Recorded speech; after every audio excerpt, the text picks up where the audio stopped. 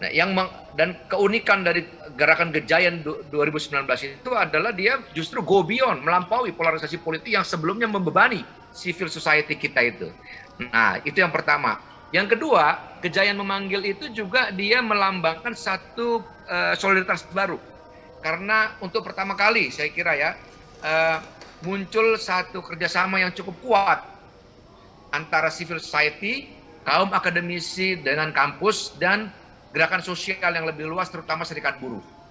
Yang sebelumnya itu nggak muncul karena masing-masing itu terkapling-kapling.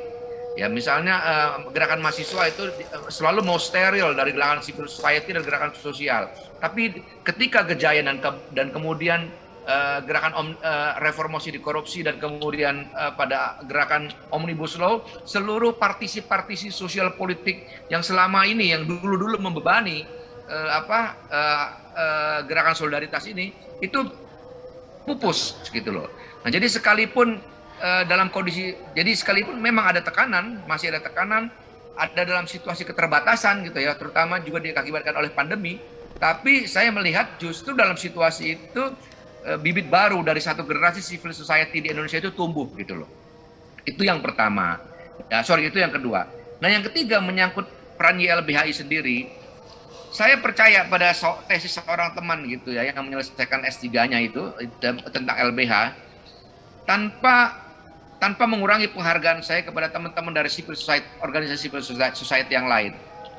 Dia mencermati bahwa di mana daerah, di mana kota ada cabang YLBHI, di situ kehidupan civil society-nya sekalipun ditekan itu tumbuh.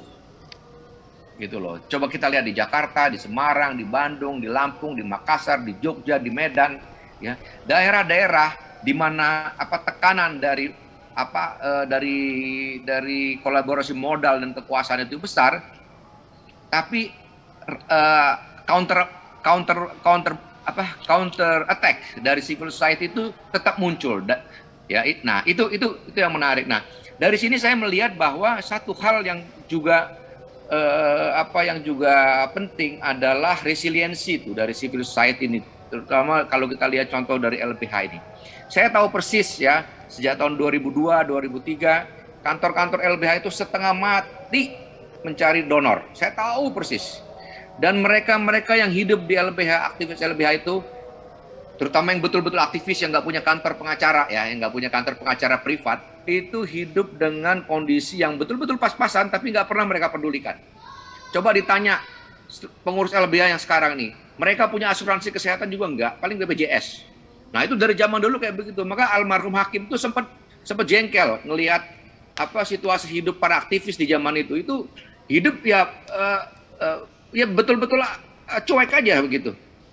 Nah itu hingga sekarang. Nah jadi itu juga kenapa misalnya ada satu tulisan dari Aspinal, salah satu problem lain dari konsolidasi civil society di Indonesia adalah karena politik funding di Indonesia itu juga berubah dan bergeser.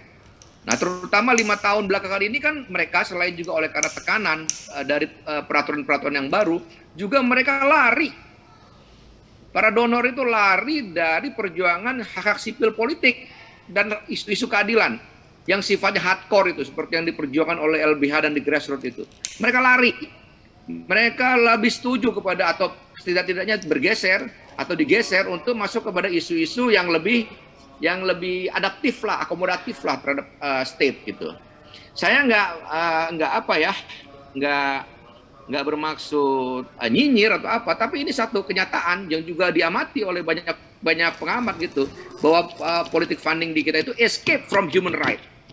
Jadi boleh dibilang LBH ini bekerja sendiri. Oleh karena itu saya berterima kasih kalau ada lembaga donor yang masih menolong LBH untuk program-program seperti ini, walaupun saya tahu nggak besar itu, ya tapi masih mau terlibat dalam isu-isu human right yang sifatnya hardcore seperti ini gitu loh.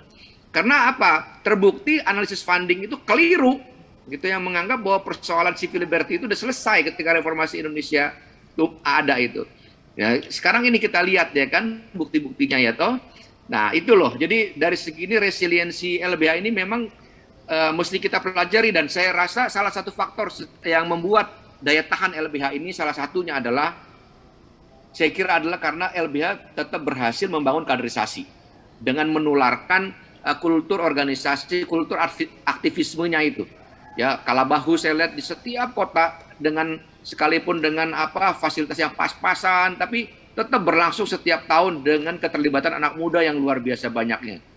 Di kontras juga saya lihat Sahama itu ya, juga berjalan hampir setiap tahun ya kan. ICW juga sekolah korupsinya jalan gitu. Di situ saya melihat ada regenerasi, tapi sekaligus juga ada volunteerisme yang cukup kuat di organisasi-organisasi ini. Nah, saya kira ini yang kemudian terus memberikan memberikan semangat baru dan resiliensi itu tumbuh gitu. Nah, satu hal lain lagi yang juga perlu saya sebut adalah dulu memang LBH itu untuk sebagian hal memang dia ditopang oleh pengacara ya, biasanya pengacara laki-laki ya kan, male necis lawyer ya kan, yang flamboyant lawyers gitu. Nah, itu dari segi itu memang dia punya membangun satu citra tersendiri gitu. Ya, dan dalam konteks Orde Baru pada waktu itu ya kan, model seperti ini cukup cocok gitu loh, karena memang artikulasi penampilan nah itu salah satu warisan dari Bang Buyung. Saya pikir orang sempat berpikir setelah era itu selesai gitu ya kan, tapi ternyata enggak tuh ya kan. Nah, jadi eksistensi LBH sekarang ini justru makin menunjukkan relevansi dari pertama-tama bantuan hukum strukturalnya itu ya kan. Dan yang kedua, model kepemimpinan baru yang dibawakan oleh Asvin ini, itu yang lain menurut saya. Asvin ini menunjukkan dia seorang advokat, seorang aktivis sosial ya kan, yang bisa keluar dari kungkungan paradigma hukum yang sempit gitu ya, dan tampil gitu loh ya, dan dia dipercaya gitu oleh publik yang lebih luas gitu. Nah, ini kombinasi ini yang menunjukkan relevansi bantuan hukum struktural itu masih itu terus berlangsung ya kan. Karena apa? Gini loh ya. Kalau soal bantuan hukum, sekarang ini banyak pengacara yang mau ngerjain banyak kasus. Siapapun bisa pengacara. Tapi kenapa orang-orang yang mengalami ketidakadilan, kelompok-kelompok sosial yang ditekan, itu selalu kembali ke LBH. Selalu kembali ke LBH, dan layanan LBH selalu terbuka gitu dengan aneka macam kasus.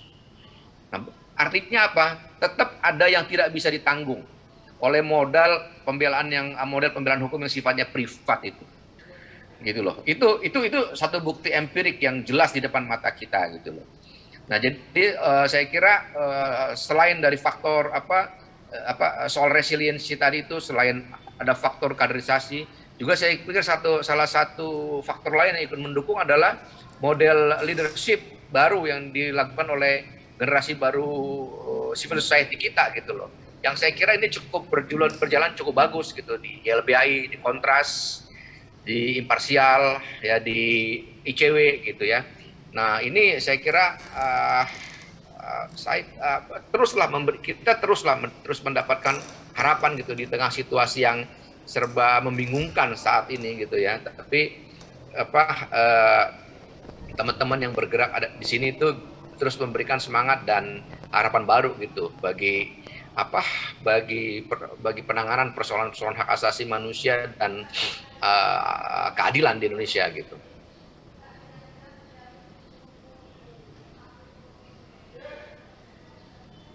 Saya kira itu. Baik, terima kasih Bang Robert. Ini bahkan sudah sampai mengomentari bagian keberadaan saat ini dan menunjukkan relevansi dalam konteks bantuan hukum struktural hari ini gitu. Yogi barangkali? Ya, aku menangkap satu, ada banyak hal yang disampaikan oleh Bang Robert tadi, tapi satu yang ingin aku minta Bang Robert menjelaskan lebih jauh ya. Tadi Bang Robert menyatakan bahwa gerakan hari ini kalau mencontohkan Gejayan Memanggil, Repressi Korupsi, Omnibus, itu bisa dikatakan sebagai gerakan milenial. Kira-kira begitu ya Bang ya. Yang tentu kalau gerakan milenial itu dia punya karakter yang kira-kira karakter yang fresh, yang kemudian kalau kita bandingkan dengan, kalau kita sandingkan dengan apa yang hari ini menjadi satu agenda negara, ekonomi politik negara, itu misalkan Indonesia Emas 2045. apakah juga kemudian ini memiliki kaitan yang erat dan bagaimana YLBH harus menyikapi itu? Bayangin 2045 tuh, Indonesia Emas 2045, negara sudah memiliki agenda sepanjang itu gitu. Nah, sementara tadi Bang Robert bilang sebenarnya harapannya tinggi kok, muncul kok gerakan milenial sekarang pertumbuhan mana-mana gitu. Nah, terus kira-kira YLBHI dalam posisi seperti ini apa tuh yang harus dilakukan, Bang? Ya saya kira organisasi seperti YLBHI itu kan nggak terlalu pusing dengan aneka macam proyeksi-proyeksi yang sifatnya teknokratik seperti itu ya kan. Itu kan proyeksi teknokratik yang dibuat berdasarkan khayalan skematik orang-orang yang merasa bisa menentukan harkat hidup orang sampai berpuluh-puluh tahun ke depan ya kan. Tanpa orang yang dia tulis di situ tuh diikut sertakan dalam pembicaraan ya kan. Justru kan mau YLBHI itu dari segi ideologinya kan dia lebih mau mendengarkan apa yang konkret, yang nyata, teriakan dari bawah, suara-suara yang justru tidak dihitung secara teknokratik itu ya kan. Nah, jadi itu relevansi YLBHI itu saya kira dan ya itulah ya jadi justru di sini pentingnya YLBHI itu adalah dia dari awal bukan hanya soal isu-isu. Jadi kan gini, salah satu titik penting YLBHI dia bahkan mempelopori kelompok-kelompok sosial yang dahulu tidak didefinisikan di dalam hukum tapi terpinggirkan dia bawa masuk gitu supaya sistem yang ada itu mengakui dia, merekognisi keberadaan mereka. Mulai dari persoalan dari mereka-mereka yang tersisihkan secara politik, tahanan politik, korban hak asasi tahanan ya, lalu petani, kaum miskin termarginalkan secara sosial, secara budaya, mereka yang dipinggirkan secara seksual itu pada waktu itu masih bersifat sangat kontroversial tapi YLBHI berani ambil gitu loh. Ya jadi dari segi itu kan dia mempelopori pengakuan, mempelopori supaya bukan hanya negara tapi masyarakat itu mengakui keberadaan subjek politik, subjek hukum yang baru gitu ya. Yang selama ini hak-haknya terus dipinggirkan, bahkan nggak diakui, dianggap sebagai sampah di dalam masyarakat kita. Nah itu yang membuat justru YLBH itu dia punya perannya dalam sejarahnya gitu. Kalau soal perencanaan ekonomi segala macam itu yang teknokratik itu memang ya sekalipun itu akan pada waktunya akan menjadi concern yang YLBHI, manakala kebijakan ekonomi seperti itu menghantam nanti ya kepentingan dan kehidupan rakyat yang paling dasar. Cuma memang bahwa YLBHI nggak diikutkan dalam soal-soal begitu bukan menurut saya bukan merupakan satu kerugian bagi YLBHI gitu, karena memang core bisnisnya, nafas dan atensinya itu memang bukan pada model-model perencanaan teknokratik seperti itu, tapi justru YLBH selalu berupaya untuk mencari dan menghitung mereka-mereka yang tidak pernah dihitung, yang terlalu disisihkan dalam dalam pencacahan politik yang dominan sekarang ini. Oke, terima kasih Bang Robert. Saya mau ke Bang Panca dulu.